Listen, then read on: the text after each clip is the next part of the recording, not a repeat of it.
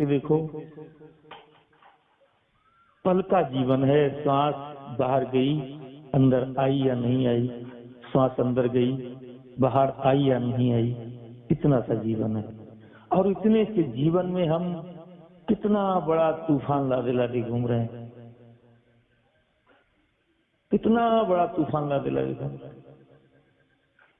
हमें अपने अंदर प्रवेश करना है। भजन सुमरन पर जब भी बैठे तो ऐसी अवस्था को बनाएं कि हमारा मन जो ये बाहरी है ना, ये बिल्कुल नापैद हो जाए, इसका वजूद खत्म हो जाए और अंदर जो हमारा अबाधित रूप है वो प्रकट हो जाए। जो हमारे अंदर हमारे बाधित और अबाधित रूप के बीच में जो मान सम्मान ईर्षा द्वेष पद प्रतिष्ठा धर्म पंथ मजहब की दीवार खड़ी हुई है ना, इसको तोड़ दें। और ये कब टूटती है? जब हमारे अंदर सरलता होती है, क्योंकि निर्मलता होती है। क्योंकि हमारे अंदर जब निर्मलता होगी तो वो दीवार फौरन टूट जाएगी। हमारा समर्पण अपने अबाधित रूप की तरफ हो, हमारी लगन अपने अबाधित रूप की तरफ हो, फिर देखो क्या होता है। और ये काम बहुत बड़ा नहीं है, हमें आपको लगता है बहुत बड़ा है। ये बड़ा जब ही लगता है जब हम इस सांसारिक मन की गिरफ्त में होते हैं, इसके घेरे में होते हैं, तब हमको बहुत बड़ी मुश्किल लगती है। क्योंकि मैं इसको छोड़ना नहीं चाहता, इसकी यादें भुलाना नहीं चाहता। जैसे गहरी नींद में जाते हैं तो गहरी नींद में जाते जाते संसार की सारी यादें विलुप्त हो जाती हैं, सगे संबंधी, यहाँ तक कि गहरी नींद में हमारा जो शरीर है स्त्री पुरुष का है, सुंदर है या सुंदर है, गोरा है काला, मोटा है पतला है, बूढ़ा है जवान है, इसका तक भी भान नहीं रहता है। लेकिन फिर भी आप रहते हो। जो गहरी नींद का आनंद लेता है ना, वो अबाधित रूप है, वही मेरा असली स्वरूप है। और वो मेरा असली स्वरूप अजन्मा है, अगोचर है, पैदा होने वाला मरने वाला नहीं है। उसका ना किसी से संबंध है और ना किसी से बैर है, वो सम है, वो सम है। इस बात में हम अधिक से अधिक रहें, इस सोच में हम अधिक से अधिक रहें, इस स्थिति में हम अधिक से अधिक कैसे रहे, इसका हमें, इसका रंग हमारे ऊपर कैसे चढ़े, इसका तरीका बताया है। सबसे बेस्ट तरीका, सबसे उत्तम हाई क्वालिटी का तरीका जो बिल्कुल सहजता में प्राप्त हो सकता है, वो तो है गुरु भक्ति। हमारा गुरु भक्ति में तन मन धन सब अर्पण हो जाए, समर्पण हो जाए, शीश दिए जो गुरु मिले तो भी सस्ता चाह। गुरु के हुक्म में अगर ये आदेश हो जाए कि बेटा सर काट के रख दो, तो बिल्कुल अंदर लेस मात्र भी डर ना हो, लालच ना हो कि मैं मर जाऊंगा।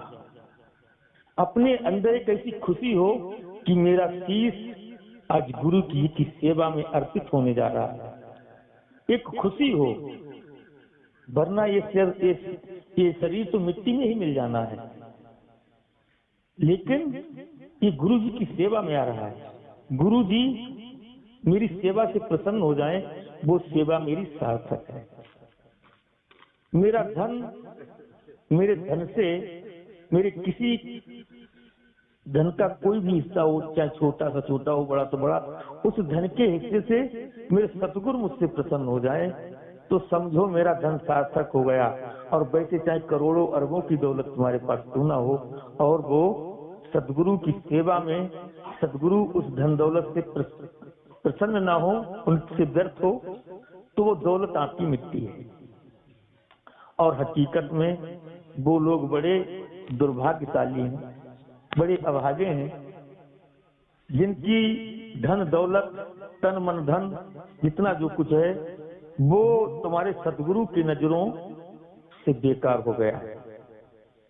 क्योंकि वो सदगुरु प्रभु अलखनाथ भगवान कि सेवा में नहीं लग रहा है तो वो धन आपका व्यर्थ होगा, मिट्टी हो गया, उस धन की कोई औकात नहीं रहेगी। कोई पद प्रतिष्ठा तुम्हारे पास है और उस पद प्रतिष्ठा में अगर अलखनाथ भगवान नहीं जुड़े हुए हैं, लक्ष्य उस पद प्रतिष्ठा का अगर प्रभु नहीं है, तो वो पद आपका मिट्टी है, वो पद किसी काम का नहीं। हमारा शरीर सुंदर है और वो सुंदरता से मेरे अलखनाथ भगवान अगर प्रसन्न नहीं है, तो वो सुंदरता के लिए संत महापुरुषों ने कहा है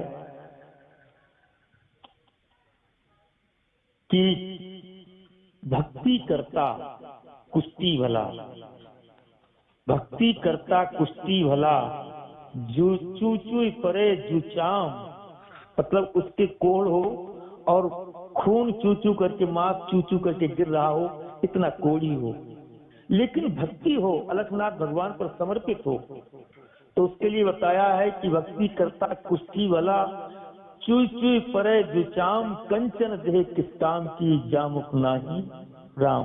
कंचन काया है मेरे पास, लेकिन मैं अपने प्रभु की भक्ति से विमुख हूँ। मैं मन की भक्ति में हूँ, प्रभु की भक्ति में नहीं हूँ। मैं अपनी मनमानी भक्ति में, अहंकार की भक्ति में हूँ। तो चाहे कितनी ही सुंदर काया हो, वो उस कुश्ती से भी बुरी काया है, उस कोड़ी से भी बुरी काया है, क्योंकि वो किसी काम की नहीं। धन इसी प्रकार से धन को आंक लीजिए, इसी प्रकार से पद को आंक लीजिए, इसी प्रकार से अपने ज्ञान को आंक लीजिए, इसी प्रकार से अपनी सारे मान सम्मान, लोक लाज, धन धर्म, देवी देवता, पंथ मजहब, घर परिवार, सबको आंक लीजिए। अपने श्रृंगार को आप नाप लीजिए, अपनी शौकों को नाप लीजिए, सब यहीं पर आ जाता है। अगर आपके इस जो श्रृंगार रस में, वीर रस में, हाथ रस में, करुण रस में, जितने भी हम आपके जीवन में रस हैं, जिन आनंदों में आप संसार में हम आप विचलित हो रहे हैं, भ्रम रहे हैं, मस्त हो रहे हैं, अगर उन सारे रसों में, उन रसों का लक्ष्य अगर प्रभु नहीं है, तो वो सारे रस एक गटर के नाले की तरह है। वो सारे रस गटर के नाले की तरह है। समझ रहे होंगे मेरी बात के लिए आप सभी लोग, क्योंकि ये कहानी, ये बात किसी दूसरे के लिए नहीं है, हमारे आपके लिए है, हमारे लिए है, आपके लिए है। और मैं जो बात बोल रहा हूँ, ये प्रेरणा सतगुरु महाराज की है और मैं खूब सुन रहा हूँ। मैं भी, मेरे अंदर भी तमाम कमियां हैं, मैं भी उन सुन करके अपने अंदर इस संकल्प ले रहा हूँ, प्रभु बिल्कुल सही है, बिल्कुल सही है। तो बड़ी खुशी की बात है कि हम अपने जीवन की एक एक चीज को सार्थक करें। अभी एक स्टेटस लगाया था रामकृपाल ने, बड़ा दिल को छू गया,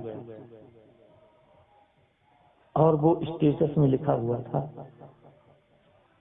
कि मेरी प्रभु से कितनी भक्ति है, मेरे प्रभु से कितना प्रेम है, मेरे प्रभु और मेरे बीच में कितना लगाव है, कितना नाता हल्का है, तगड़ा है, या उस नाते में कोई दीवार खिंची हुई। अगर दीवार खिंची हुई उस नाते में, तो वो तो नाता बेकार हो गया, टूट गया।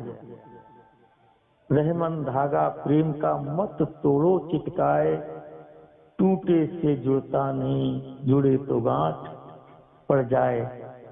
रहमन फिर पोइए, टूटे मुक्ता हाथ। वो पहली लाइन भूल गया हूँ।